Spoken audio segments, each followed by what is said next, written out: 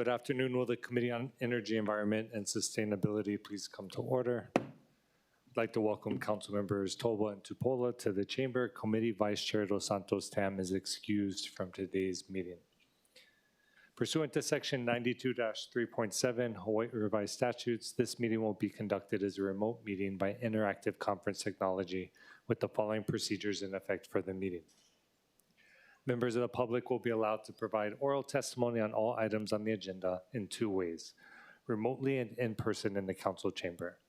Remote and in-person oral testimony will be allowed when the agenda item is taken up.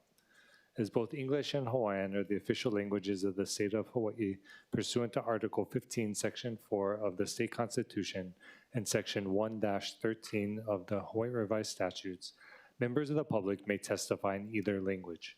For oral testimonies offered in Olelo, Hawaii, additional time as may be necessary will be allowed for the testifier to provide an English translation of their testimony if they so wish. Before testifying, each person shall state their name. Each speaker may not have anyone else read their statement and is limited to a 1-minute presentation on each item. All persons who have registered to testify remotely by video conference or phone will be called upon first. When your name is called, please monitor your screen and activate your audio feed when prompted. I will then give persons who have not registered an opportunity to offer testimony. Please utilize the raise hand feature in Zoom to be called upon.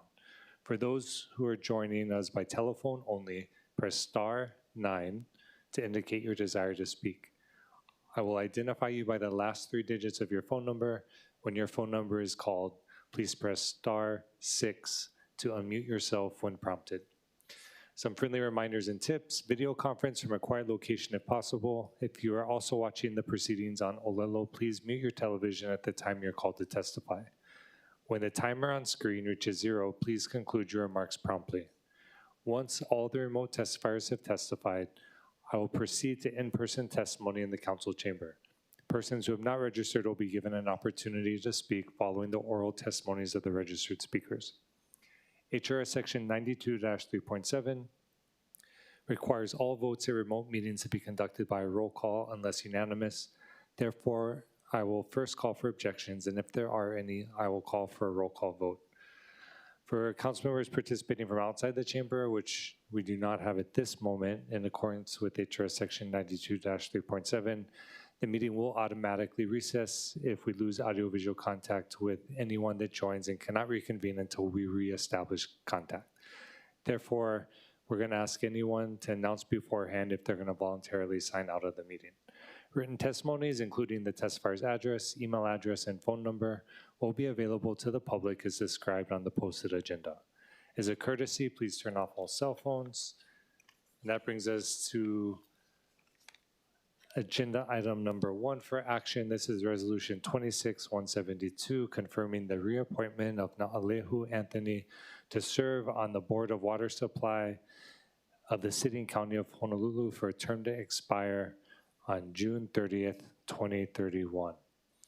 Members, we also have a proposed hand-carried CD1 identified as OCS 2026-0507/8/20/2026, timed 8:10 a.m., submitted by myself, making the following amendments: amending the title to read, confirming the reappointment of Na'alehu Anthony to serve on the Board of Water Supply of the City and County of Honolulu, amending the 4th whereas clause to identify the mayor's letter dated July 28, 2026 as Mayor's Message 99-2026, and then also making miscellaneous technical and non-substantive amendments.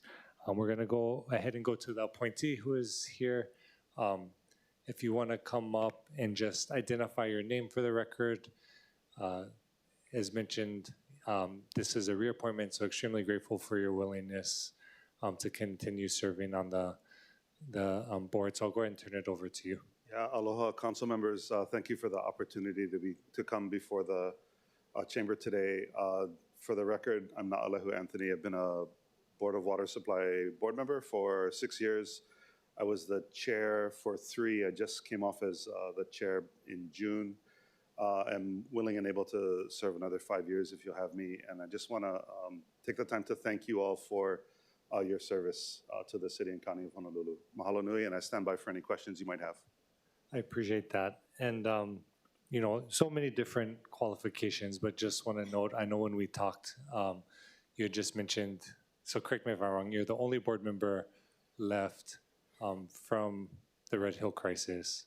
Is that correct? Yes, council member. I came on just a year before the Red Hill crisis in 2021, and I'm the sole remaining board member that was there at that time. And so one of the things that we're working with staff and administration at the Board of Water Supply is to make sure that we have the institutional memory as to what occurred, what some of the remedies might be, and you know, want to support the administration in bringing those remedies to fruition over the course as we learn more. Yeah, appreciate that. And I know the community is very grateful for that as well. Any questions while we have Mr. Anthony? Councilmember Tupola. Aloha, thank you for being here. So Aloha. for the 6 years that you've served, I'm not exactly sure what the Board of Water Supply Commissioners do. So specifically, you guys discuss rates and maybe things that deal with customers? Yeah, so I think the first and foremost job is to oversee the work of the manager. And so we have the ability to hire and fire. And then outside of that, we also approve the budget, so roughly $500 million a year. If there's any bonds that go out, then we approve the bonds. And in certain instances, if there are large cases against the Board of Water Supply that require a settlement of, I think, more than $50,000, then it'll come before the board. But there's, you know, and then I should also mention, council member, that the response to Red Hill has taken up the board's time, the staff's time, the manager's time to make sure that we provide subject matter expertise in water quality and kind of what the next steps are, as well as as you well know, the $1 billion lawsuit against the Navy for remedies in and around the Red Hill crisis. But kind of pre-Red Hill, it was making sure that the budget got approved and making sure that we took care of any issues with the manager. Do you guys also discuss any type of like energy savings or things that could bring in more revenue to Board of Water Supply? Yeah, you know, that's a very timely and important piece of the puzzle. So we've had that discussion actually a number of times. I should also mention that we have to approve any rate raise. And if we go back to this last rate raise, some of the vigorous debate that occurred had to do with the pie wedge, if you will, of how much we pay for electricity to run the 190 some odd sites that require power to pump water here and there.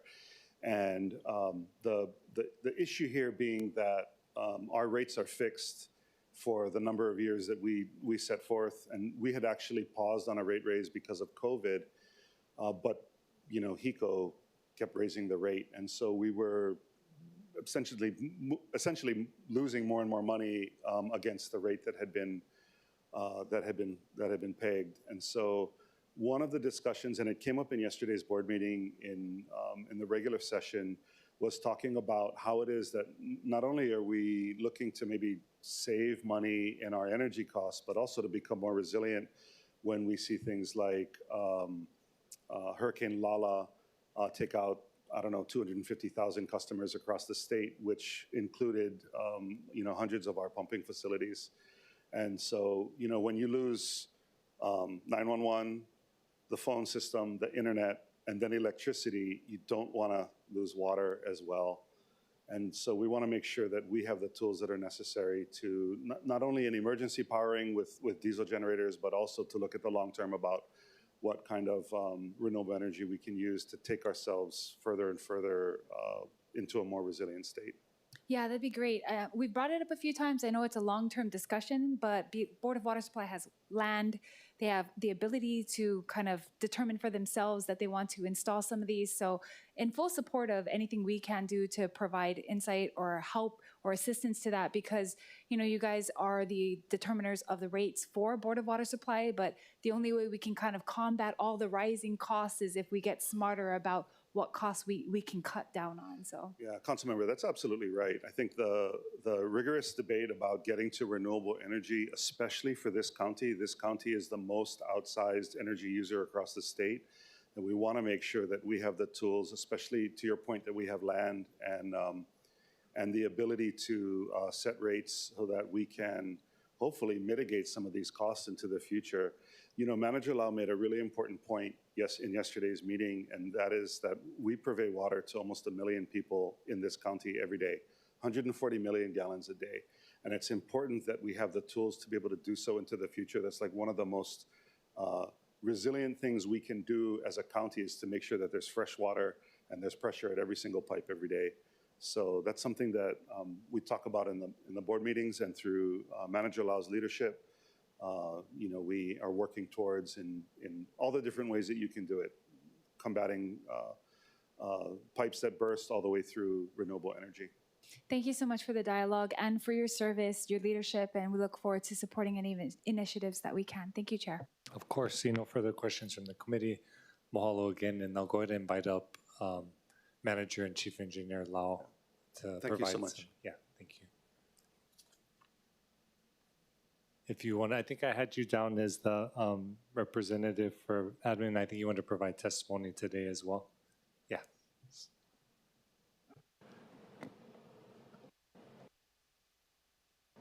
Thank you. Ernie Lau, Manager and Chief Engineer for the Honolulu Board of Water Supply. I just want to say I've had the pleasure of working with Na'alehu since 2021 when he first started with the board. And he's been a tremendous support for us during the whole Red Hill fuel crisis that started in November, shortly after Thanksgiving of 2021, November. There is still a lot of work to be done on Red Hill. Now we're coming into the most difficult parts of actually trying to locate where the contamination is and actually clean it up, hold the military accountable to do that. And it's folks like Na'alehu on the board that I think will be instrumental in helping to continue to push that forward on behalf of the people that we serve on this island. So I strongly support his reappointment. And Councilmember, to your point about energy, a few years ago we did an energy savings performance contract, reduce our energy use by about 8 to 9%, generate 3 megawatts. But the interesting thing about energy savings and energy efficiency is that technology changes over time. So I can see us looking at that opportunities as the new technologies come out and new approaches. Mahalo for that. Thank you. Thank you. Seeing no questions for the testifier, we'll go ahead and move on to other testimony. Mahalo again, Chief Engineer. Having no registered testifiers, we'll go to in-person. Anyone not registered wanting to testify can come forward. Seeing none, we'll go online as well with no registered online. I don't believe we have anyone else online waiting to testify either. So we'll close testimony and go into discussion if there's any additional discussion. Seeing none, Chair is going to recommend that Resolution 26-172 be amended to the hand-carried CD1 identified as OCS 2026-0507/8/20/2026, timed 8:10 a.m. Seeing no discussion, objections, or reservations to that, the resolution has been amended to the hand-carried CD1.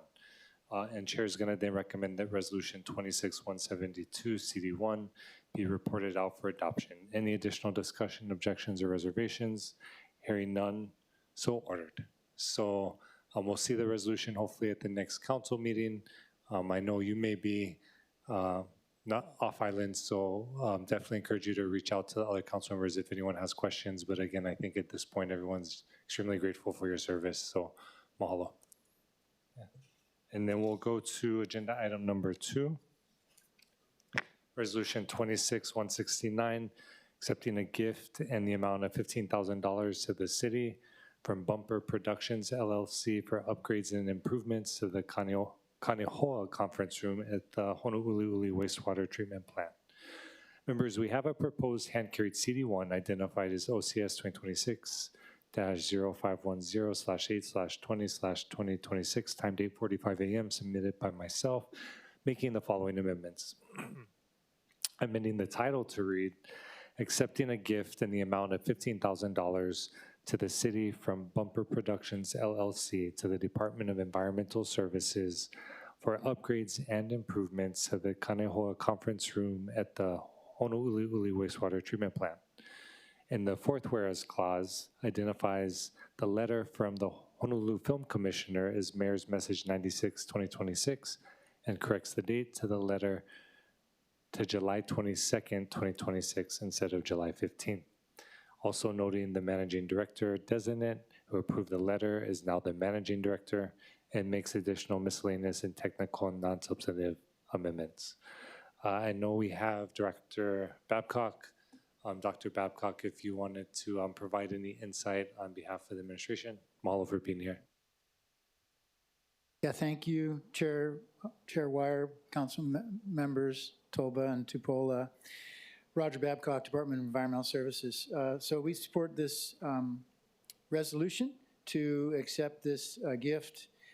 This was following some filming that they did on our facility for a program called Untamed. And we were happy to host them and provide access to our facility to be able to do that. And so in response, they've proposed this gift, and we will use that for audiovisual upgrades at our facility. So happy to answer any questions. Thanks. Appreciate that, Director. Seeing no questions from the committee, we'll go ahead and go to testimony. Having no registered testifiers in person or online, anyone wishing to testify in chamber can come up. Seeing none, there's also no unregistered testifiers online, so we'll go ahead and close testimony. And members, the chair is going to recommend that Resolution 26-169 be amended to the hand-carried CD1, identified as OCS 2026-0510/8/20/2026, timed 8:45 a.m. Any discussion, objections, or reservations to that request? Okay. Hearing none, the resolution's been amended to the CD1, and chair is then going to recommend that Resolution 26-169 CD1 be reported out for adoption. See no discussion, objections, or reservations. So ordered. Mahalo again for being here. And that brings us to agenda item number 3. This is Resolution 26-189, urging the city administration to adopt sustainable road construction and repair practices through the integration of recycled ash and enhanced metal recovery. I see Dr. Babcock still present. I'll ask Councilmember Tola, did you want to share any words or just go? Okay, so we'll have Councilmember share discussion, so we'll go over to Director Babcock for your insight on this measure. Yeah, thank you, Chair and Council members. Again, Roger Babcock, Department of Environmental Services. So this resolution is essentially encouraging us to continue our efforts to recycle ash from H-Power and keep as much as possible out of the landfill. The main component of what goes into the landfill is ash from H-Power. And so the city has been working for many years, actually decades, to try to recycle ash. And in fact, about 20 years ago, they did do a pilot where they did create asphalt, mix in some ash with asphalt and repaved everything at H-Power and took data. It was a University of Hawaii project, and took data on its durability and all that kind of stuff. That's since been replaced, probably several times with regular asphalt that doesn't have ash in it. So this is not a new effort or a new idea, and this sort of acknowledges, encourages us essentially to continue with this and its importance, right? So the project that we've been working on is to create an ash recovery facility. It does require major upgrades to existing H-Power facilities and creating a new ash processing facility. Because it's, to be clear, it's not just taking the ash and mixing it with stuff and making asphalt out of it. There's a lot more involved than that. So the bottom ash has to be processed extensively to make it suitable as an amendment that would go into asphalt and replace some of the sand component that's normal component of asphalt, perhaps replacing about 50% of the sand. Similarly, though, in the ash processing process that we need to build, it doesn't recover all of it. It might recover 40 to 50% of the ash into this reusable product. So that's kind of, I guess, some background about what it is. The current phase that we're at right now is we have been applying for permits to be able to do this process. And that's with the Department of Health. We've done a bunch of sampling and submitted data. We've been asked to do more sampling and more data. And so we are currently, the current phase actually is developing a new sampling and analysis plan to move forward to produce what's been requested, by the Department of Health. And as I mentioned, there's some kind of major upgrades that are needed to be able to make this happen. And that has been essentially designed. But we're not proceeding with the construction project until we can get the permits, because we don't want to build something that then we would not be able to reuse, be able to recycle. That would be mostly wasted.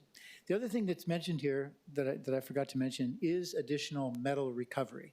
So part of that processing that happens to make this recycled product also enables enhanced recovery of metals. So we would recover more metals than we currently do.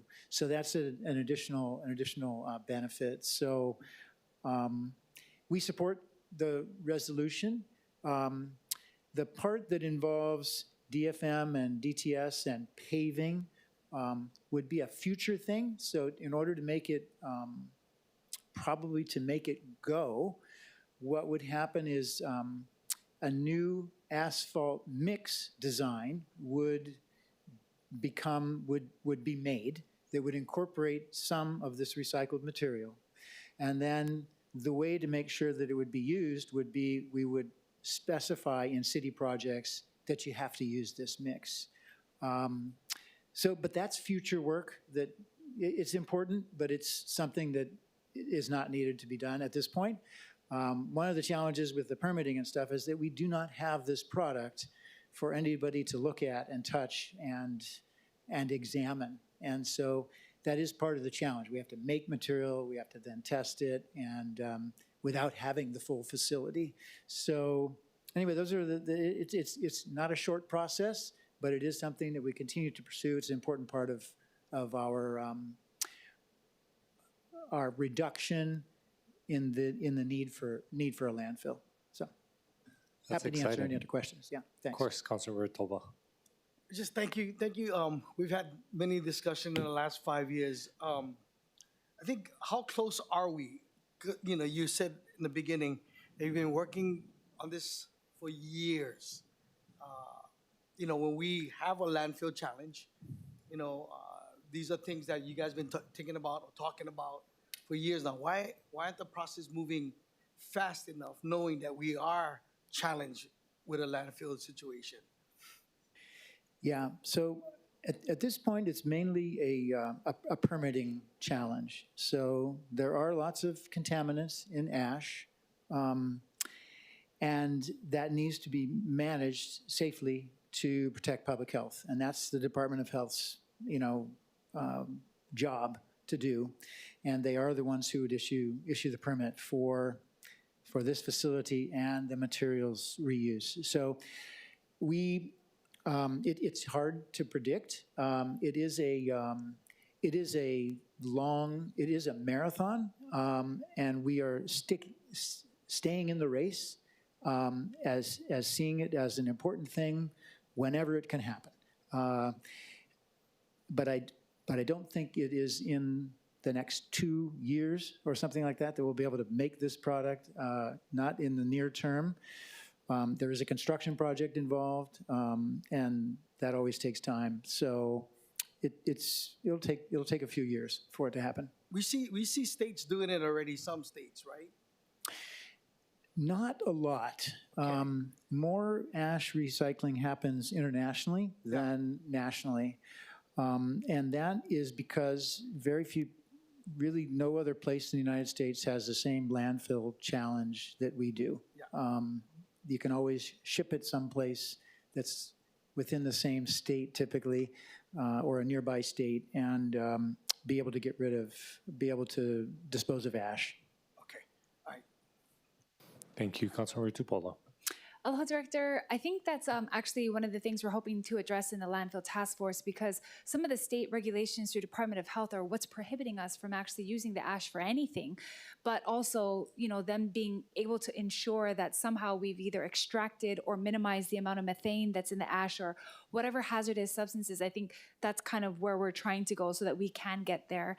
I guess I wanted to bring up that it's separate, but it's kind of the same, because I see where Councilmember Tolba is going, which is what materials can we use in our paving that would help us to utilize recycled items. And in 2022, DOT did a pilot project in EVA, so it's plastic. So they did like 1,950 tons of modified asphalt containing shredded recycled plastic pellets. I know it's not ash, but seeing as though maybe the DOH is prohibiting us from using the ash, do you foresee, like, you know, and I could actually ask, I think Deputy Director of DFM is here too, if we are able to use any other mixes in the type of paving or repaving that we do, would that be also helpful?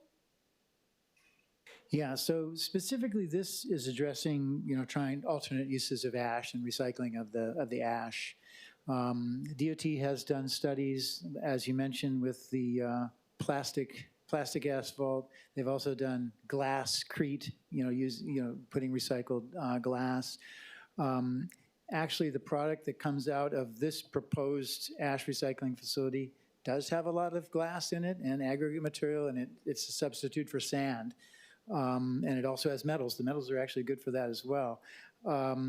So whether those would be useful in general, I would say yes. I don't think they necessarily address, specifically the landfill issue directly anyway as this. So No, I think there's a hear lot you. of interest in that. I think I was just trying to think of a way that maybe if there's a lesser quantity of ash that we're using inside the mix. So if there's ash, but there's glass and there's plastic, so the mix itself isn't at a level where it's triggering DOH law. I wonder if we could come up with something that wouldn't necessarily need some type of ash facility, but we could use portions of it, but not to large quantities, mix it with other things that perhaps we're collecting in the blue bins, and then come up with a mix that really is recycled.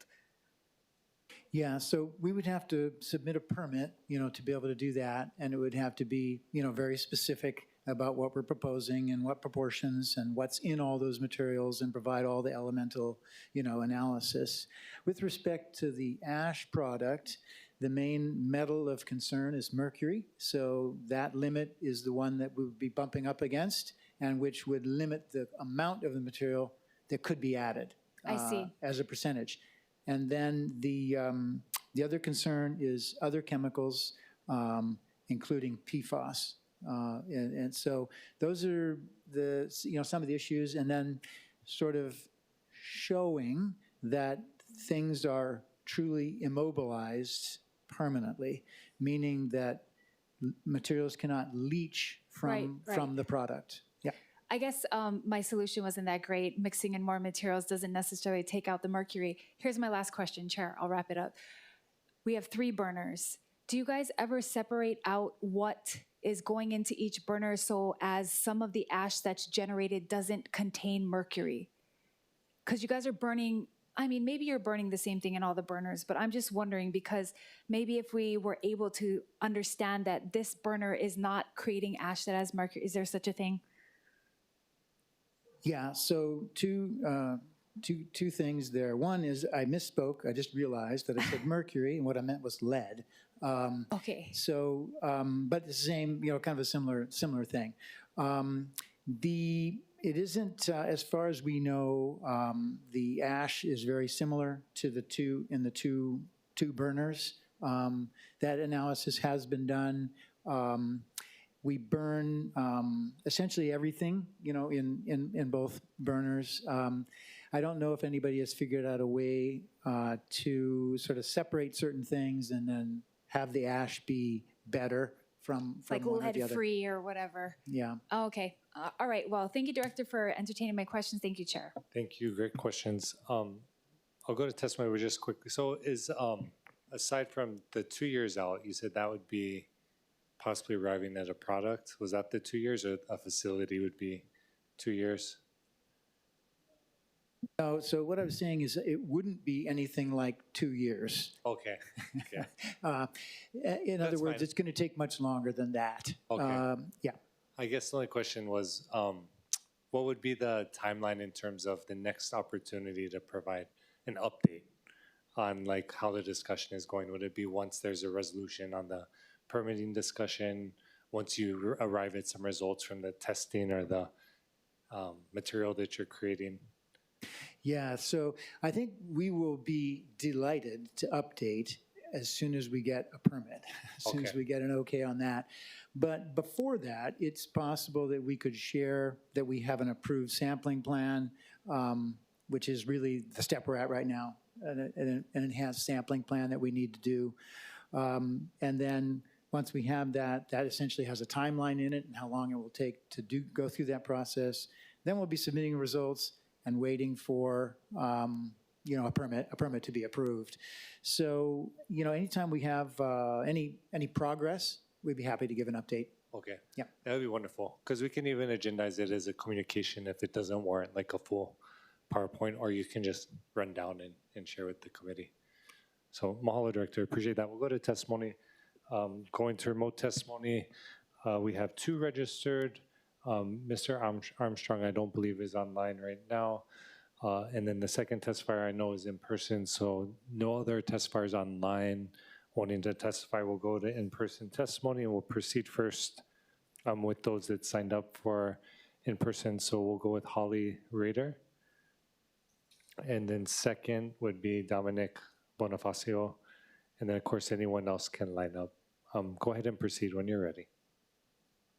Aloha, my name is Holly Rader, and I'm testifying in my individual capacity as a Honolulu Youth Commissioner in support of this resolution. This resolution builds upon previous work championed by former Youth Commissioner Bonifacio and Commissioner Cook-Shea, and I believe establishing a framework to safely reuse H-Power ash is an important step, especially given Oahu's ongoing landfill challenges. I've had the opportunity to visit H-Power twice, and my current understanding, as Dr. Babcock mentioned, is that ash reuse is being explored, but additional research and compliance with state and federal environmental safety requirements remain important. Other states and countries are already pursuing similar practices, and this resolution recognizes that potential. I would encourage the Council to continue working closely with ENV to understand their capacity and the state and federal safety requirements necessary for implementation. This also complements the ongoing End Landfills Task Force. Ultimately, Oahu cannot continue to rely so heavily on landfills. We are an island, and we need to continue investing in sustainable circular alternatives. Mahalo. Mahalo. Seeing no questions for the testifier, we'll go on to Dominic Bonifacio, if you want to go ahead and proceed when you're ready. Mahalo. Hey, thank you. Aloha, Chair Wire, Vice Chair Dos Santos Tan. Oh, sorry, he's not here. But Councilmember Tavola, Councilmember Talbot. My name is Dominic Bonifacio, former Commissioner and Vice Chair of the Honolulu Youth Commission, and I am testifying today in strong support of Resolution 26-189. This resolution was inspired from HYC Resolution 26-009, which was written and co-authored by fellow Commissioner Kalena Cook-Shea and I, and was passed by the Commission on May 19th of this year. We worked well over a year gathering research, meeting with directors, and learning more about the use of ash and the function of H-Power. In the end, we came up with this resolution. This resolution aims to tackle the ongoing landfill crises which we have on our hands. Although it may not entirely get rid of our waste and the need for a landfill, we can very well reuse and repurpose materials currently in a landfill now and in the future. We believe that this could be a great first step in the heading in the direction of not needing to be reliant on landfills for our future generations. Is it okay if I continue? Sorry. Thank you. This will allow us to produce material that we could use on our roads and infrastructure. We know that this can allow us to take a step in a direction that will allow space for the time being to be used instead for other waste.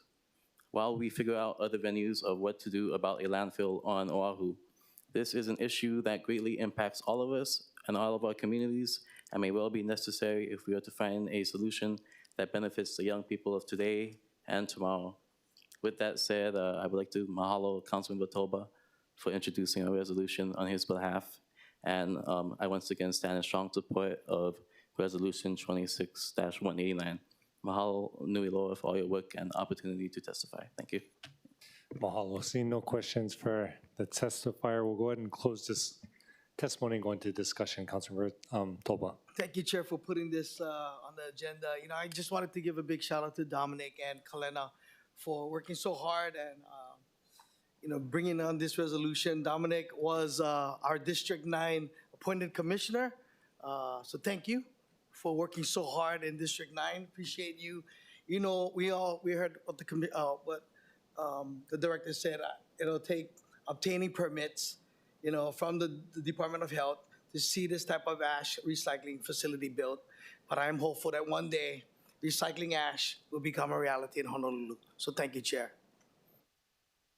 Mahalo for that. Councilmember Tupola. Yeah, thank you so much, Councilmember Toba, for this. And of course, the commissioners for coming here today. We really appreciate your participation in the legislative process. We do have a Ending Landfills Task Force meeting on September 1st if you guys want to hear more discussion about this and talk about trash. I do think that the materials recycling facility that we recently discussed a PIM for, which hopefully will be next to H Power in my district, that is going to be a game changer because even if we don't get the permits, I do think if we are able to sort trash better and remove things that have lead in it, so that would be construction debris, any type of metals, inks, as well as batteries or lead. And we don't really sort a lot right now. And I think that's why really when it burns in the incinerator, we can't verify or even give anyone assurances that the ash, what's in the ash. So I'm hoping that with the director's leadership and as we proceed forward in the task force that we can actually get down to exactly what's needed within our own purview without the permits, and then of course what we would need permits or even law changes on the state side so that we could proceed forward to decrease our dependency on the landfill. Thank you, Chair. Thank you. Appreciate that. And definitely look forward to the updates. And hopefully when our youth commissioners or council members, we've made this discussion into reality. So appreciate all the work. I'm going to go ahead and recommend that resolution 26-189 be reported out for adoption. Any discussion, objections, or reservations? Hearing none, so ordered. And yeah, just wanted to get another mahalo to our youth commissioners and of course Councilmember Toba for facilitating this discussion and pushing to move us forward. Thank you, guys. And that brings us to agenda item number 4, informational briefing, presentation on the city's annual sustainability report 2026 by the Office of Climate Change, Sustainability, and Resiliency. Joining us in the council chamber is Dr. Kealoha Fox, Executive Director for the Office of Climate Change, Sustainability, or Resiliency, also known as the Resilience Office, who will be providing a brief presentation. For your information, the presentation is available online as Mayor's Message 108-2026. We do call it the Resilience Office, right? Is that the quasi-official name? We do, and we're happy, Committee Chair Wire, to call it the Resilience Office, CCSR, or our full title, whatever your preference is. Perfect, appreciate that. Well, I'll turn it over to you. Mahalo for being here. Mahalo, Committee Chair Wire, Council Members Tupola and Toba, Kealoha Fox for the Office of Climate Change, Sustainability, and Resiliency. Mahalo, and thank you for the opportunity for us to brief you on the updates to the City and County of Honolulu's annual sustainability report. In recognition of Earth Month, the city released the 2026 Annual Sustainability Report this past April, and it highlights our progress towards numerous sustainability and resiliency goals across the island of Oahu. Today's informational session will outline several of CCSR's core strengths now firmly established over years of steady development that you see presented today. This includes our strengths around policy implementation, data-driven decision-making, intergovernmental strategy coordination, public communications, and our active role in adopting new technologies and platforms to make the city's reporting more efficient and more relevant. The key findings and stories that will be shared today are found in the dynamic report. In addition to the everyday work of individuals, families, and communities, we emphasize the collective efforts underway to improve quality of life across our island for future generations. The annual sustainability report is truly a reflection of our entire agency and also the entire city. So I want to extend CCSR's mahalo to everyone who contributes to success year after year, from drafting to review and reporting.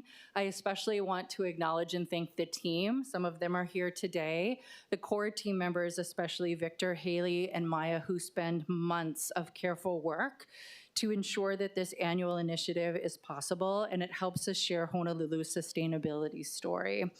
Chair, with your permission, I'd like to now introduce Victor Limon, who is CCSR's Sustainability Data Analyst. He'll share about 10 minutes of key findings that we've put together for your awareness as council, and then we'd like to open it up for any questions or comments. All right, mahalo, Director.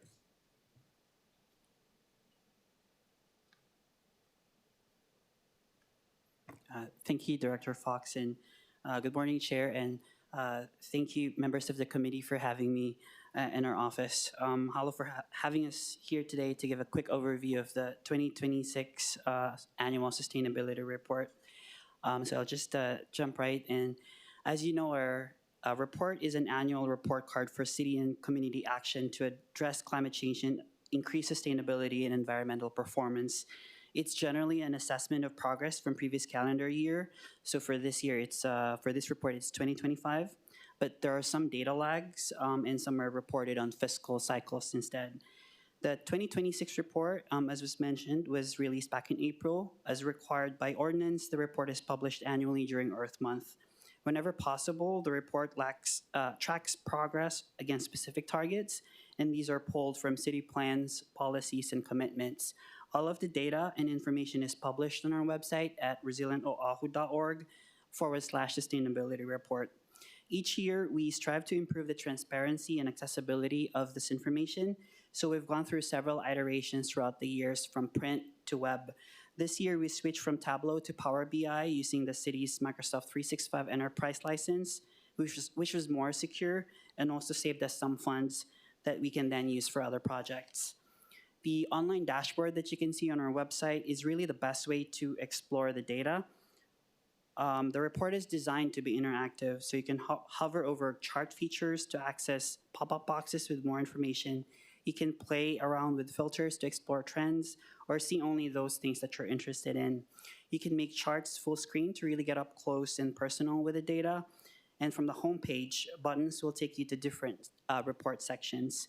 Each section includes a narrative introduction that includes stories from the past year that maybe the data alone can't really fully capture. And then you'll scroll through all the data as charts, maps, or other visuals in each section. The content of the report, as you guys may remember, is organized into 7 thematic sections. From the report homepage, you can navigate directly to the sections you're interested in, learning more about. Each section includes an overarching objective statement. And again, this is pulled from various city planning and policy documents and is really our statement for our vision of the future that we want to see on the island. The data throughout the section helps us then visualize and assess whether we're on track to building that feature. Some sections have specific targets that are relevant to that focus area, but not every data set in the report has an associated target. But we include them since they still help us assess progress towards our broader objectives. In the past, we've gone through the report by section, but this year we wanted to do something a little bit different. We want to frame the data based on what we think matters most to our residents and communities. We believe they want to know how well we manage our resources, what we do to improve our public services, how we strengthen our communities, and how closely we work together to make all of this happen. So I think the first and most important section or area is resource stewardship. And really, this is most evident in how we operate as a city and how we act in response to the need to reduce pollution. This means tracking how much electricity, how much water, how much fuel our city vehicles and buildings are using. And we also need to look at the big picture by looking at island-wide greenhouse gas emissions in accordance to our targets, which are also aligned with state goals. And this includes 100% renewable energy city fleet by 2035, 100% renewable energy island-wide by 2045, and the net negative emissions target by 2045. So for resource stewardship, this year's numbers give us a mix of good news and some things we need to pay attention to. City electricity use increased this year, or in 2025, by about 3 million kilowatt hours for that year. Water use also increased by roughly about 500,000 gallons per day. Fuel use went down by about 1%, so it's nominal, but that means that is equivalent to actually 4% less cost in terms of fuel. At the same time, we added 3 new solar PV systems, which combined increased city solar generation by about 15%. We also have 42 municipal buildings already benchmarked for energy use, and we currently have 7 electric vehicles in the city fleet. The electricity use number is worth looking at a little bit more closely. If we can reverse the increase this year and go back to at least our 2024 level, that could save us around $1 million. And there are several ways we can work towards that. We can continue improving the performance of city buildings. We can do energy audits and retrofits. We can make better use of the solar systems we already have. And of course, reducing water consumption helps as well, because moving and treating water uses a lot of municipal power. Fortunately, there are already projects underway in several agencies, including projects supported through the Climate Resiliency Fund to address this. Fleet electrification is another big opportunity. Growing the number of our electric vehicles will help us move towards our 2035 100% renewable target. And it can reduce the city's vulnerability to fluctuations in gas and diesel prices, as we have seen in the past few months. Each electric vehicle that replaces fuel engine cars can save the city up to $8,620 every year. Besides being good stewards, our communities also rely on us for crucial public services, which includes transportation and waste management. We're guided by our commitments to making all travel options cleaner, safer, and more affordable. In January of last year, we committed to Vision Zero, which will eliminate all road fatalities and serious injuries by 2040. Among commuters, we want to double the percentage of commuters who bike to work. We want to increase overall the total percentage of commuters who walk, bike, carpool, or take transit to work. For waste management, we want to reduce per capita waste generation by 1/4 by 2030, increase recycling by 10%, and divert 95% of our waste from even entering the waste stream by 2030. In some areas, the data show that we have some opportunities to improve public services, but we're also seeing some really encouraging trends. In particular, we have an opportunity to ride the momentum we have with Skyline. Skyline has been registering record high ridership since Segment 2 has opened. In fact, in December 2025 alone, Skyline recorded more than 281,000 monthly trips. That is about twice the ridership during its first regular service month back in August 2023. And that momentum actually has continued. Last month, ridership was more than 320,000 trips, and we expect that to be even higher now that the school session has started again. So these numbers are actually huge. It means tens of thousands of workers, students, and other commuters, particularly from the west side, are using Skyline to cut down on travel time and transportation costs. In the past several years, we know that transportation expenses account for about 14% of average household income. So on a personal note, for people like me who can't afford to buy a car and drive to work, every dollar really counts. And every minute that I don't spend on the road means more time I could spend for rest and to spend with my family. So one major opportunity for the city is to really accelerate the increase in ridership on our transit services, better integrate them together, the bus, Skyline, and Biki. And we are already benefiting from the ongoing efforts by DTS and the city's Complete Streets team on this. At the same time, we do have a major area where we absolutely need to improve. There were 82 traffic-related deaths in 2025. That's 82 more than the acceptable number of deaths on the road. So as we're trying to make it easier and more affordable for people to walk, bike, and take transit, we also need to make these options safer. The more convenient, the more safer those choices become, the more commuters will choose to save money, avoid traffic, save time, and enjoy the health and wellness benefits of active mobility. Waste is another area where the data gives us a mixed picture. In 2023, there were dips in waste diversion and recycling, but the latest data from ENV shows that both diversion and recycling are now on the rise. So that's really good news. We still generate more waste island-wide though, so diversion and recycling efforts need to be complemented by reducing waste right at the source. That can include informational campaigns, composting, food recovery programs, reuse, and a number of other efforts that the city and community are already pursuing. Another great opportunity to improve public service is to improve our charging infrastructure for electric vehicles. Some households prefer or need to drive a car to get to where they want to be, but we can still help them by making electric vehicles a truly convenient alternative, which means increasing access to EV chargers. When a household switches to an electric vehicle, we estimate they can save up to $5,300 a year on gas alone. Finally, the report also includes data on some aspects of our climate resilience. This year marks the first time that our report is tracking actions in Climate Ready Oahu, which is our strategy for adapting to the impacts of climate change, including sea level rise, extreme weather events, and heat.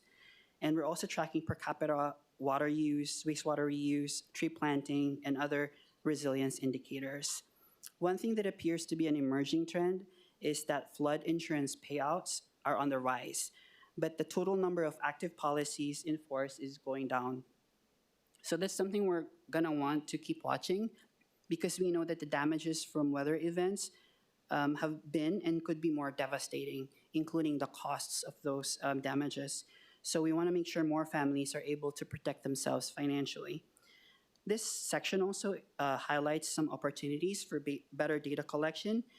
Tree plantings is one example where we know the city and community are doing a lot of work already, but we have to work with community partners and relevant agencies to devise like an efficient and accurate way so that we collect that information and put them all in just one place. Hazard mitigation funding is another example.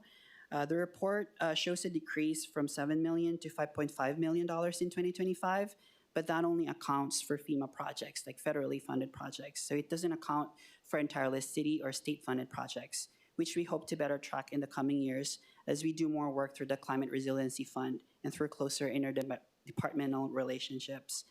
So that's a short and a quick overview of some of the highlights of the report, and we know there are many other stories on the ground that go beyond these numbers. So we're always open to new information or just feedback from the public and the council, so we can better celebrate but what we're doing right, and at the same time have a clear sense of what can we do to be better at it. And really that's the whole very humbling essence of the report, right? To see have a very objective view of, or a sense of like where we're at and where we should be headed to. So if you have time, please feel free to explore the report in detail at our website through this QR code or this website link, or you can contact me via email or my manager, Haley Cook.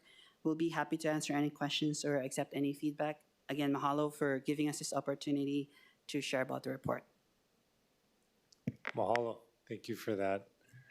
Did we want to take questions now, Dr. Fox, or do we have more discussion or presentation from the That's team? the formal presentation for you, Committee Chair, and so we'd be happy to take any questions and also any recommendations.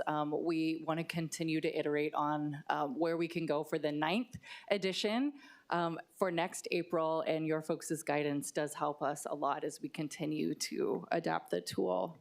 Awesome. Appreciate that. Well, mahalo again for the presentation. Any questions or thoughts, Councilmember Tupola? Aloha, Dr. Fox. Thank you for being here. I was able to skim the report, and I thank you for the summary of it. I don't really recall last year's report. Maybe it was similar. I know that you guys have graphs comparing year to year so we can see the information. I guess in my mind, there's like a difference between resilience and sustainability. And I know throughout the report, it's just kind of interchanged, like it's all the same thing.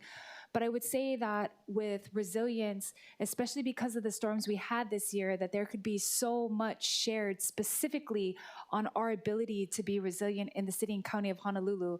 I would say from the Kona lows to just the Hurricane Lala, we saw a lot of improvement, and maybe this is for next year's report, but the amount of effort, work, and money that went into trying to make us more resilient as a city and county, like that is significant. And I think going into next year's hurricane season, it would behoove us to include that in this report in its own area. I saw that there's like a small section for disasters, but really, I would say the majority of people in the city and county of Honolulu depend on the city and county of Honolulu for emergencies.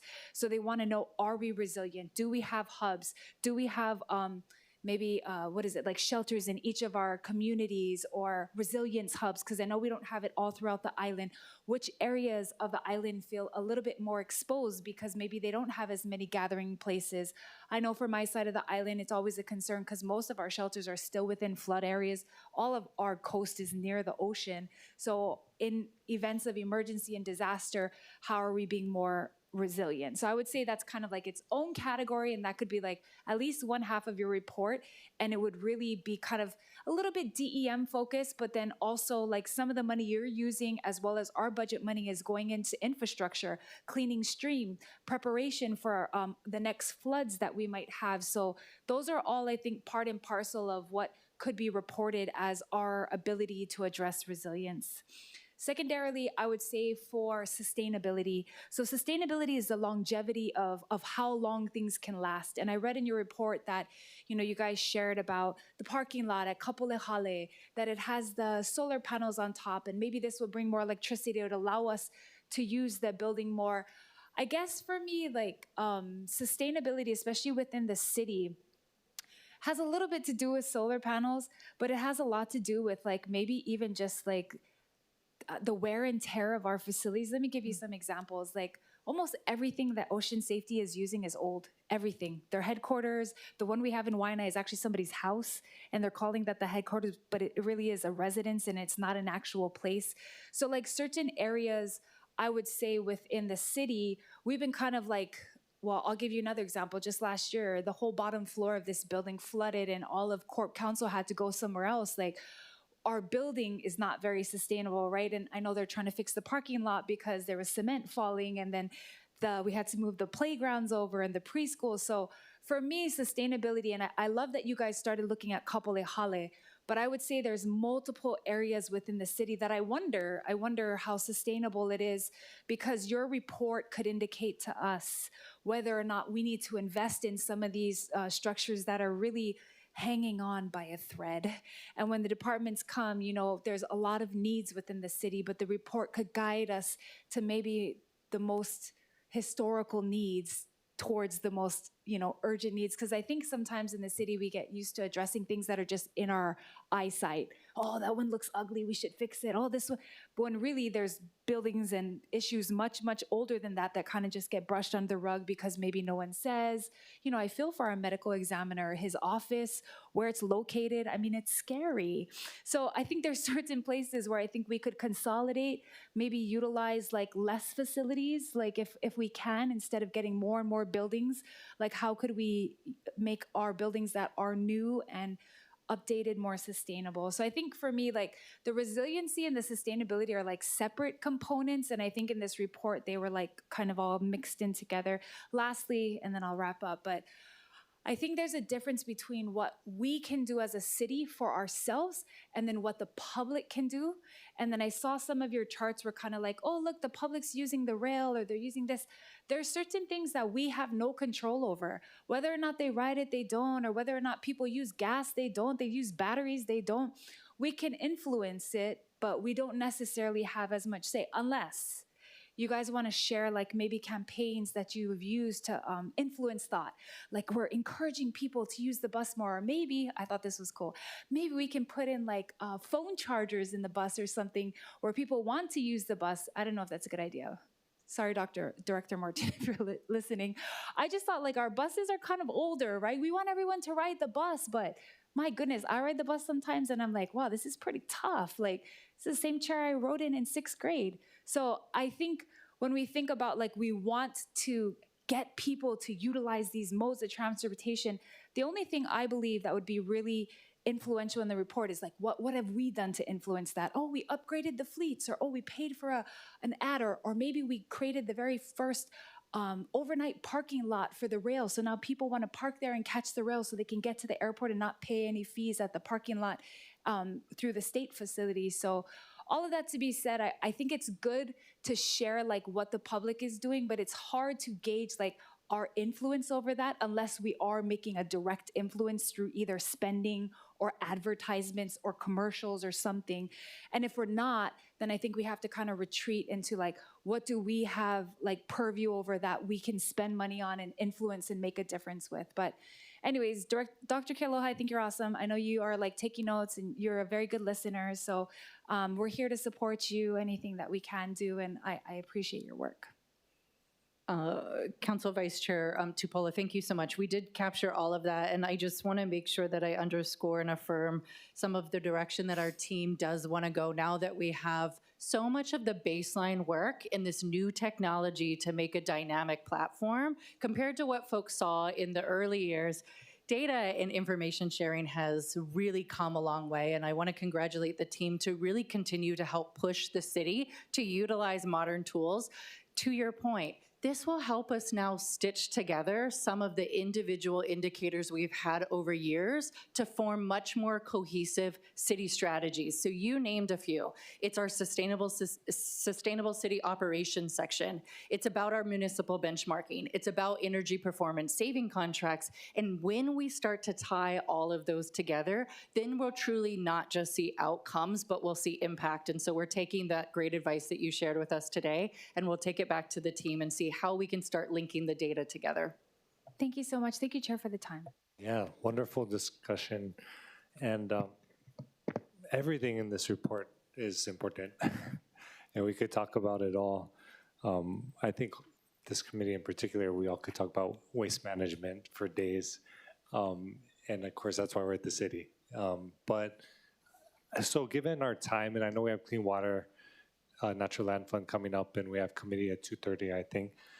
I just wanted to hone in on a few things in particular that I don't think are new information, but terrify me.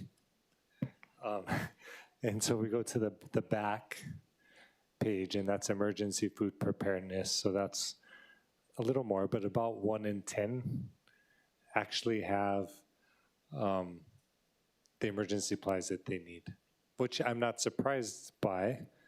Because you go a few pages before, or the page before, and about half of those that are actually food insecure are not eligible for SNAP, if I'm reading that correctly. So we have a lot of households that are in need of food, but can't access available federal programs to help subsidize or get that food into their households. And I know this is true just anecdotally too, because I literally yesterday was walking into my garage and I was like, oh, hey, Matt. And so like we're talking in the driveway and he was like, oh, you know, these storms, right? And I was like, oh yeah, do you have your emergency kit? And he's like, oh no. And it's like, I know that's across the island, right? And so just honing in with the time we have, I definitely welcome more input on how do we tackle those discussions. I know we're gonna have the food systems plan next month. I think what's really top of mind for me, what I mentioned to Chief Engineer earlier, I know you and I have talked about it a lot. I've talked to Managing Director, DMD about it. In terms of the city plan to really assess positioning or pre-positioning of internet, generators with charging, food and water, right? I think the Resilience Hub discussion is ongoing, growing out over probably years as we're assessing like what basic infrastructure goes in, where are we hardening existing city facilities, where do we have to jump in a new way. But I'm just curious your thoughts on like how we can approach that as we still have a couple more months in hurricane season. Ideally, we'll have Board of Water and HECO next month, assuming the lay of the land is safe for them to spend time coming over here and just give us updates. But I'm just curious your thoughts, because I know there's different grant opportunities, there's different mechanisms, there's different folks in admin working on different components of this. Yeah, so Committee Chair Wire, maybe I'll start with where you started and what you mentioned around the various data sources that we tie together within the city's annual sustainability report. And I think that speaks to the ecosystem of how municipal government does have these collaborations and partnerships, but also relevancy with some of those data sources that you mentioned that we are tying into the ASR year after year. So whether that's state data or federal data or sometimes large-scale nonprofit data, those statistics that you mentioned are tied into the report, and those are areas that we can continue to seek to bring in. And I think that that matches really well with this team and what we are also producing, and all throughout our resilience office website is you'll see various different GIS layers and tools where we are mapping these hazards, and we're really showing where some of the most high-risk areas are, but those also present for us the high opportunities for investment and for resourcing. And so that's something that we can take a look on, especially in the areas that you had mentioned. CCSR continues to develop our partnership and our relationships more to strengthen our ties with DEM, and so I'll be happy to take that back and continue to have discussions with Deputy Walter and see how can we maybe add some more indicators into next year that speak to some of those issues that are top of mind, and I think speak to Councilmember Tupola's efforts to around what the city can do. Super appreciate that. And I know you and your team are doing very hard work. And so I'm extremely grateful. I think the committee is extremely grateful as well for the passion that you pour into serving our community and making it better. And yeah, definitely open to continue dialogue on how we can assist. Like I was telling Chief Engineer, like I know they internally, they're raising revenue through their rates. They have their plan for their water trucks and their water buffalo, but like, if there's other ways we support, if we want to use general funds to expand resources, if there's a need, I think for me, like that was really, I think my takeaway from this past storm, and I think everyone's is probably different, but we all knew what was possible. But I think what happened was the result of a fairly weak in the context of what could exist across the spectrum of storms. And so I think knowing that even a similar sized tropical system could generate what it did, I think Councilmember Tupola was spot on with there's a lot of preparedness evident. And so I was very, very grateful for that. Like just the pre-positioning that happened, which I think I would assume, not being in the back room, would assume that that's a lesson built on from the Honolulu experience and of course, broader discussions. But all to say, we want to continue having this conversation with your office as well, the administration, because I think it really is very important. So thank you. We'll go to testimony. Yeah. No registered testifiers, no one online. In person, anyone wishing to testify can come forward, but seeing none, we'll go ahead and close testimony. And is there any discussion? Okay, seeing no discussion.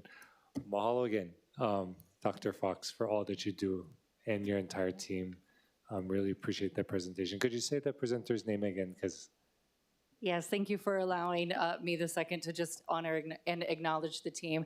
Yeah. Haley Cook and Victor Limon and Maya DeVote are the core team members for the annual sustainability report. And also, Victor Limon is really a part of so much of the data that you see all across the resilience office's website that we make publicly available to people to use for many different reasons. And so they've done an incredible job. And we have other members of our team here because every single person in our team and every city agency does touch the city's annual sustainability report. And this is a collective effort. And it's only going to be that way if we're going to reach this collective change that you see and are helping us strategize towards. So thank you for the time today. I love it. Mahalo. Mahalo again. Okay, so that brings us to the next and final agenda item. This is agenda item number 5, informational briefing presentation on the Clean Water Natural Lands Program by the Department of Housing, Land Management, Conservation Office. Joining us in the council chamber is Van Matsushige, Conservation Office Program Manager for the Department of Housing, Land Management, who will be providing a brief presentation. For your information, the presentation is available online, is Departmental Communication 548-2026. Okay, and then we'll pass the mic over to you. Mahalo for being here. Perfect. Aloha mai kako. Good afternoon, Chair Wire, Councilmember Topola, Councilmember Talbot. My name is Van Matsushige, the Conservation Office within the Department of Housing and Land Management. Today, we'd like to present an update of our program. Our team will provide an overview of the program, highlights of specific projects, as well as highlighting agricultural projects that we're working on and what to look for next. So I'll bring up first our project manager, Bree Fong, who will give you the mechanics of the program. Aloha, I'm Bree, or Brianne Fong. I'm a project manager for Clean Water Natural Lands. Mahalo for this opportunity to share more information about our program. I'll briefly explain the fund's purposes, which are outlined in City Charter Section 9-204A. The city has 0.5% of real property tax revenue each year since 2006, I believe,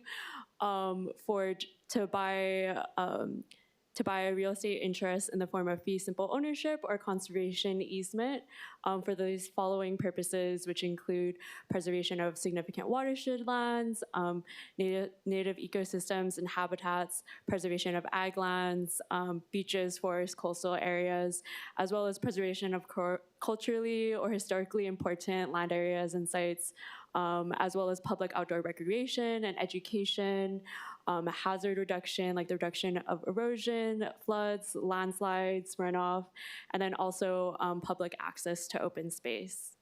And so to give more details on like the process, because this can be a long, complicated process, it is a real estate transaction.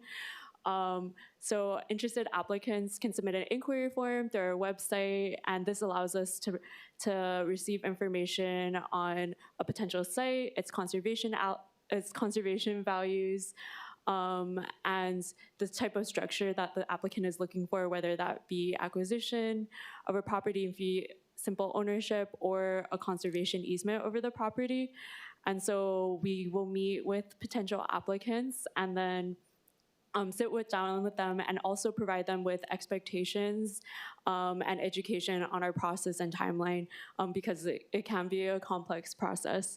And then we invite them to fulfill a full application proposal once they're ready with all like the willing landowner, future landowner, and all those details. And our team will also conduct a site visit as part of our information gathering and submit our recommendations for our commission to review. And so that brings us to phase 2, proposal review and approval, where our advisory commission will review applications and submit their recommendations to City Council for the approval of expenditure of the fund.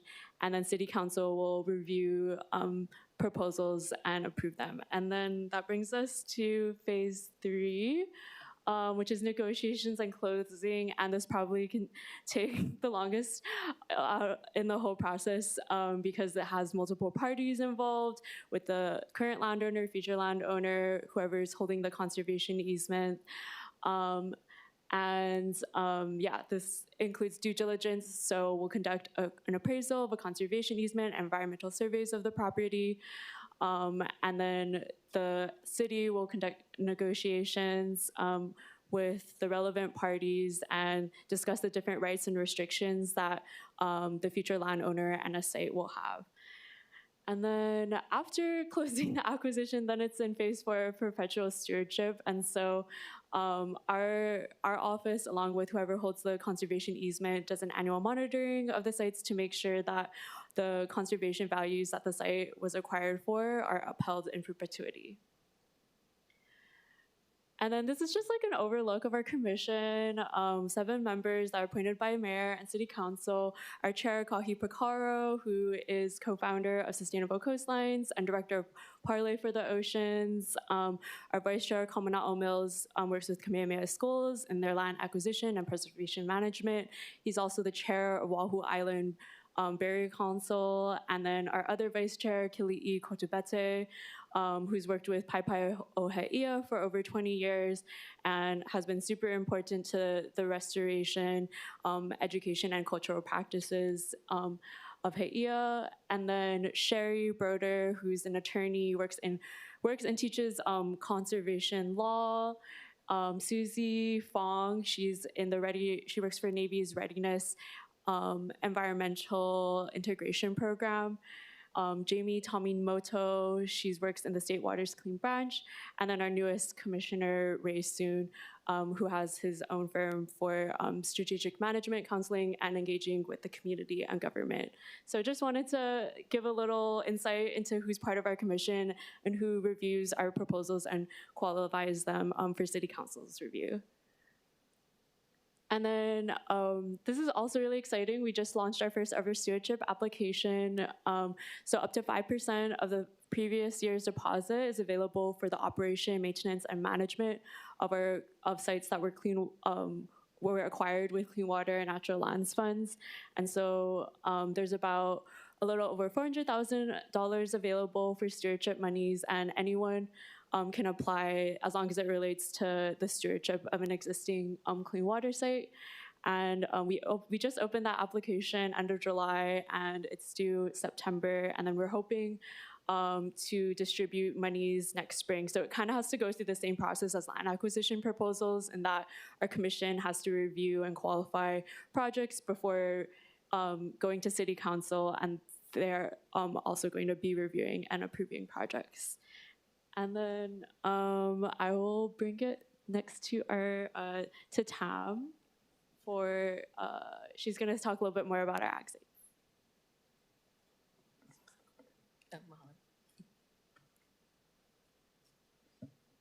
Mahalo, Bree. Aloha, Chair Wires and honorable committee members. My name is Tam Wen. I will be going over the ag sites that are in the Clean Water Natural Land portfolio as was requested by this committee. So these are the sites that have been acquired using the Clean Water Natural Lands Fund. There are 14 total that have been acquired. You can see there are a few that are in negotiation that Van will discuss later. And specifically of these 14 already acquired sites, 5 of them are specific for agricultural preservation.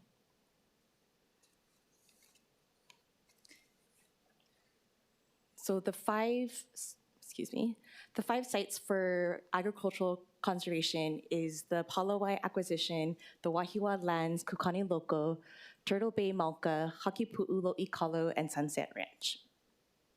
So Palawai is our most recently acquired conservation site. We just closed this conservation easement 2 months ago. It's for 116 acres over Palawai in Kailua. It is an agricultural conservation easement that grants rights to the new landowner, which is Ho'oku Aina. They are an Aloha Aina organization based out of Kailua that is most known for their poi pickups, for kalo cultivation, and this permitted use will now allow them to continue to expand their kalo cultivation. It also enables them to develop up to 20 farm dwelling units, and as is really relevant as per the last presentation by the Resilience Office, they also will be able to develop a resiliency hub at the site. The city holds a conservation easement over the 116 acres with the new landowner being Ho'oku Aina. Moving on to Wahiwa, so this is also the culturally significant site of the Kukani local birthing stones. This is almost 500 acres that is owned by Office of Hawaiian Affairs. They are stewarded by the Hawaiian Civic Club of Wahiwa, as well as Aina Kaia'ulu. And For Wahiwa, some of the challenges is accessing water. There is currently no accessible water source on site. However, that said, they still are able to develop a native forestry, agroforestry, and demonstration plantings with over 10 acres surrounding the Kukani Loco birthing stones. There are also 108 new trees in their ulu and coconut grove, with a 5-acre reforestation trial involving over 3,500 trees on the 500 acres.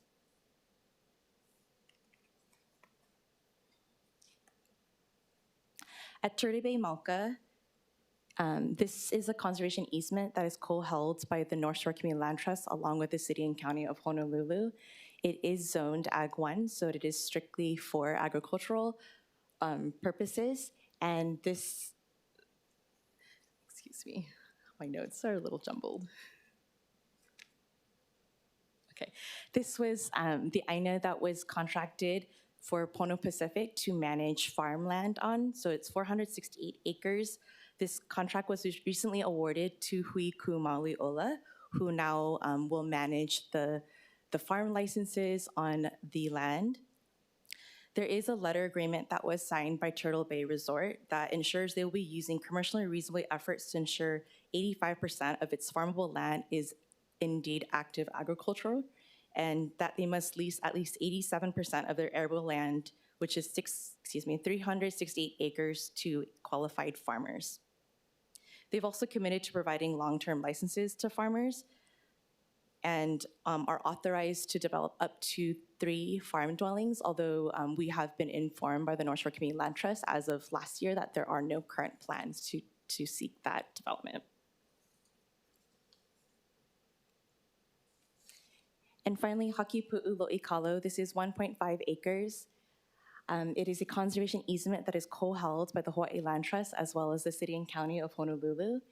And it is the last remaining Lo'ikalo in Hakipu'u that is directly stewarded by its lineal descendants. So they recently received access to their water. There was currently some issues with Kualoa Ranch preventing their access to the water. And so as of last year, they've been able to start rebuilding the Lo'ikalo there. And I'll hand it off to Van Matsushige for the portfolio, and we'll be happy to take questions from the committee after. Perfect, mahalo. I'll just want to check in with Councilmember Tupola. I know there's some portfolio updates on District 1 and whatnot, but what do you think is best to proceed? Switch to questions? Or? We have 5 minutes left, and we do have like another full agenda in the next council hearing, so it's up to you. I just wanted to give a time check that we have 5. It's up to you guys if you want to cover more. I did look through all the slides. I'm not sure if you guys did too. It might be advantageous to go to questions, but it's up to you, Chair. Okay. I'll defer. Did you have any questions? Yeah, I read through this and I've seen the presentation a few times, and we're so grateful for the office and of course for the ability for us to do this. As you know, there's nothing in my district, but I'm working with Van to get that done. My question was in regards to if the ballot question passes in regards to clean water natural land funds, how do you guys foresee it changing in the future as far as your ability if we don't need to acquire land? Are you referring to the charter amendment proposal? Yes. Okay, 178, the one about historic preservation? It's actually about the clean water natural land. So it's giving the, how would that change the program? Sure, yeah. So the current charter amendment proposal, it would, and I'm happy to bring up Van and Kat as well, but my understanding is that it would allow for the historic preservation to be an additional purpose of the fund. Currently, cultural and historically important sites are able to be applied for clean water natural land funding. However, this is an explicit use for the preservation of buildings, of historic objects. There is also an increased cap from 5% to 10% of the previous year's deposit. The stewardship application that Bree mentioned, which just launched this year, that is currently limited by a 5% cap of each previous year's deposit, which is about $440,000. So increasing it to 10%, knowing that organizations will start using it to apply for stewardship, would allow them to begin the work of whether they're building a resiliency center, whether they are trying to get active agricultural started. I don't know if there's anyone. Are those the two things that it does? So it does the adds on the historical and then increases the cap. That's right. Okay, so it doesn't have anything to do with you guys being able to use the funds without acquisition. You still have to acquire. That's correct. Okay, thank you, Chair. Appreciate that. While we have Mr. Matsushige come up real quick, just gonna check any testifiers and come forward, but there's no registered testifiers and no one online or in person, so we'll close testimony. We have a couple minutes, so I'll just throw out, happy to bring you back at your convenience if you want to dive into any more, but maybe in the next couple minutes if there's any high-level info you think would be important for the committee to know. Well, thank you, Chair. You know, it's in the slides, and I think you got a chance to review the slides. But I just want to, I guess, reinforce the message that we're getting out to the community is that we need, you know, input from council members as well as the public to collaborate and identify opportunities. So, you know, we process the applications and we support the applicants, but to go out and identify opportunities, we really need this to be a collaborative effort between different agencies, community groups, as well as council members. So, you know, we hope to engage more with you and see if we can find these lands to protect. Mahalo. I appreciate that. And again, I apologize. I'll do better. When we have you back, we'll put you at the front so we can get through everything. And mahalo again for the work on the Kalaiwila project, on top of everything you do to move this conversation forward. So see no further discussion from the committee. Having done testimony, we'll go ahead and adjourn. Mahalo.